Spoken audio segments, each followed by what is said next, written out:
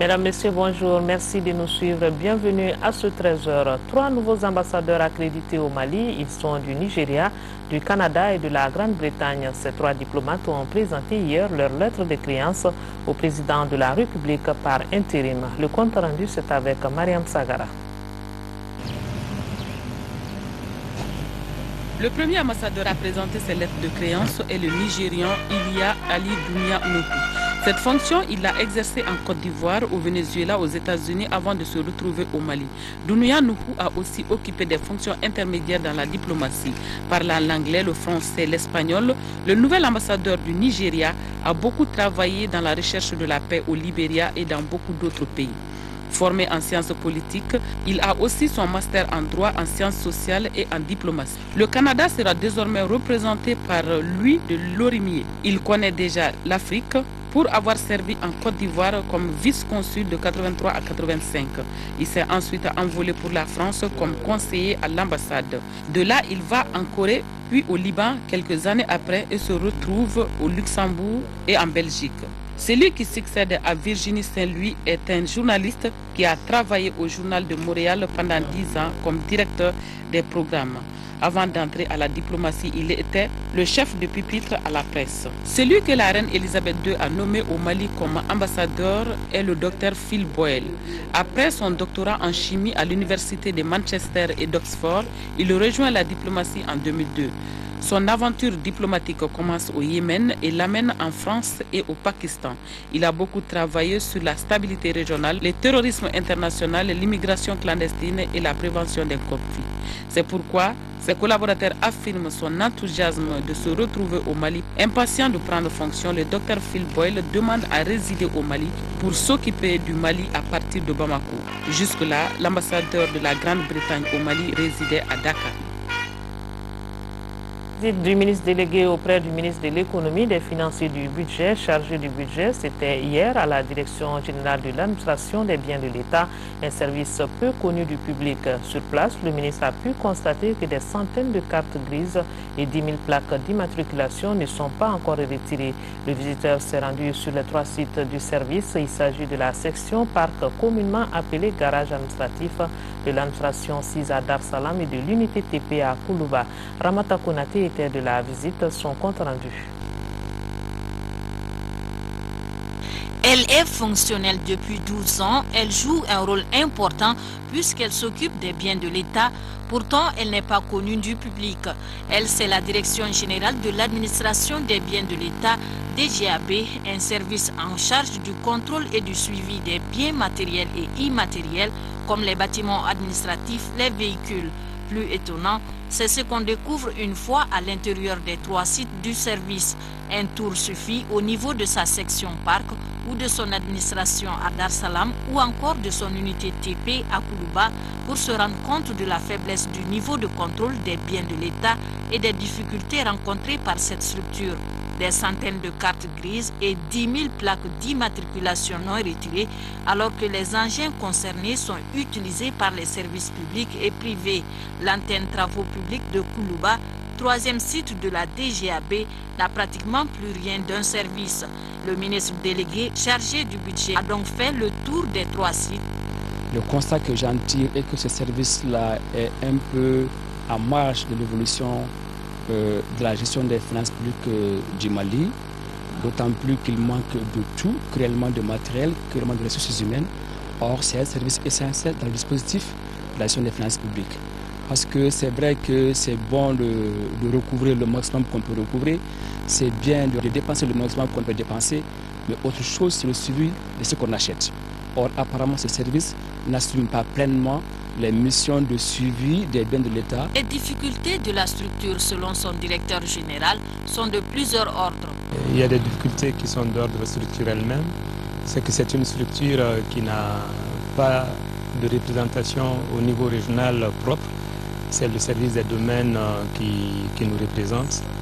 Mais au-delà de cette difficulté-là, je crois que la position transversale du service, le nombre élevé des missions que nous avons et malheureusement l'interférence d'autres structures ou institutions de la République dans l'exercice de ces missions ont rendu un peu le travail difficile. C'est seulement en 2010, soit 10 ans après sa création, que la Direction générale de l'administration des biens de l'État dispose d'un logiciel de comptabilité matière pour recenser les biens de l'État. La fête de Tabaski approche, les inquiétudes s'installent pour avoir un mouton, mais le ministre de l'Élevage et de la Pêche rassure, il y aura suppression provisoire de toutes les taxes sur les moutons en cette période. C'est la décision prise hier au cours d'une réunion qui a regroupé les représentants de 6 ministères. Le point, c'est avec Daouda Sidiki Diarra. À quelques semaines de la fête de Tabaski, les partenaires se mobilisent pour que les populations aient des moutons à des prix abordables. Compte tenu de la situation exceptionnelle que nous vivons, la tenue de cette réunion pour identifier les facteurs qui favorisent le renchérissement du prix du mouton était plus que nécessaire. Qu'est-ce qui renchérit donc le prix du mouton? Il y a la problématique du transport, des lieux d'élevage jusqu'aux villes. Il y a le problème des tracasseries routières. Il y a le problème d'absence de passage des animaux pour atteindre les sites de regroupement à l'intérieur des villes. Il y a la problématique de la taxe perçue par les mairies sur chaque mouton dans les grabals. À l'issue de cette rencontre, des mesures ponctuelles ont été prises afin que le prix du mouton soit à la portée des populations. Il y a des checkpoints au nord. Aujourd'hui, pour des raisons de sécurité, des checkpoints qui ont été établis par l'armée et où, au passage des camions contenant les moutons, on débarque, on décharge les moutons, après on les recharge. Nous avons dit qu'il vaut mieux qu'à l'embarquement des moutons, n'est-ce pas, que ce point, il y a un poste de contrôle à l'embarquement des moutons et que ces camions soient convoyés jusqu'à leur lieu de destination au lieu de les débarquer à chaque 50 mètres à la route. Ça, c'est une mesure que nous allons voir, n'est-ce pas, avec l'armée. La deuxième mesure que nous proposons, c'est de suspendre la perception des taxes sur les moutons au niveau des grabals, au moins pendant la période de la Tabaski, c'est-à-dire 2 semaines avant la Tabaski et 1 semaine après. En ce qui concerne le transport, le ministère des Transports va examiner la possibilité de cesser la perception de toute taxe sur les routes pendant les 3 semaines indiquées. Au-delà des mesures préconisées, le ministère a entrepris d'organiser des ventes promotionnelles de moutons dans des endroits à travers les pas des eaux. Sans nul doute, l'approvisionnement de la population en moutons de bonne qualité et à des prix raisonnables est aujourd'hui une préoccupation majeure du département de l'élevage et de la pêche. Un autre événement hier, il s'agit du lancement des activités de la campagne d'information et de sensibilisation des jeunes sur le VIH et le sida. Activité lancée hier à Mopti par le ministre de la Jeunesse et des Sports. Objectif, renforcer la prévention du VIH-sida, particulièrement chez les jeunes de Mopti et ceux déplacés des régions du Nord. Le reportage depuis Mopti de Aminata Touré. Le VIH et le sida constituent aujourd'hui un deuxième front pour l'ensemble de la nation malienne, au regard du contexte national particulier marqué par le déplacement des populations dont les conséquences sont incalculables. D'où le lancement par le département en charge de la jeunesse et des sports, en partenariat avec l'UNICEF, d'une campagne de communication sur le VIH et le sida en milieu jeune. Cette campagne de prévention vise à donner aux populations, et en particulier au moins à 30 000 jeunes civils et militaires, déplacés de guerre à Sévaré aussi bien qu'à Mopti, des informations, des compétences nécessaires pour éviter la contamination par le VIH. Pour diminuer sensiblement le taux de prévalence du VIH-Sida qui est de 1,4% dans la région de Mopti, cette campagne prévoit entre autres des services rapprochés de dépistage conseil du VIH, l'utilisation des radios de proximité pour la diffusion des messages et la sensibilisation de proximité par les pères éducateurs. Si le VIH est une menace sérieuse pour l'humanité, elle est davantage pour la jeunesse qui y paye le plus lourd tribut au regard des multiples facteurs de vulnérabilité comme le déficit communicationnel, le multipartenariat sexuel, voire le déni du VIH. Pour le gouvernement du Mali, la lutte contre le VIH devient une priorité au regard du contexte national. Pour une meilleure mise en œuvre des activités de cette campagne, une formation a été organisée à l'intention d'une 60aine de pères éducateurs et des leaders des jeunes déplacés.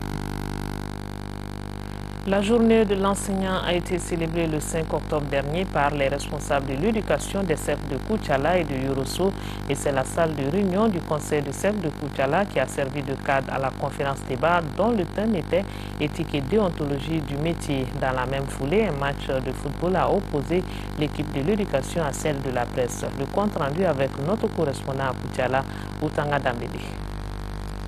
La circonscription de l'Académie d'enseignement de Koutiala a fêté le 5 octobre, journée de l'enseignant, en organisant une conférence débat dans la éthique et déontologie du métier d'enseignant. Elle était animée par 2 enseignants à la retraite et le censeur du lycée Danzé Kone de Koutiala. Un sketch relatif au conflit des générations a été joué par la troupe du même lycée. Le directeur de l'académie, M. Koina Ag Amadou, a souligné le rôle que doit jouer un enseignant dans la société. Nous sommes les seuls capables de dire aux enfants que ce qui se passe aujourd'hui chez nous n'a aucun sens. C'est toujours confié à nous et nous n'avons pas le devoir de la décevoir. Restez donc humbles, je vous y engage, et vous sortirez comblés comme nos illustres prédécesseurs et aînés qui ont tout eu, l'honneur, le respect et la dignité. La conférence débat a été suivie d'une remise de diplômes de reconnaissance à une dizaine d'enseignants des centres d'animation pédagogique de Koutiala, Impesoba et Yorosto. L'après-midi a été consacré à un match de football ayant opposé l'équipe de l'éducation à celle de la presse locale. Le match qui s'est déroulé au terrain municipal a enregistré la victoire de l'équipe de l'éducation qui a gagné par 4-0. Notre correspondant Outanga Dambili. Et c'est tout pour ce trésor. Ce soir à 20h, retrouvez Aïssata Ibrahim Maïga. Restez sur leur thème et surtout de cœur avec nos compatriotes des régions du nord du Mali vivant sous occupation. On ne les oublie pas. Bonne suite de programme.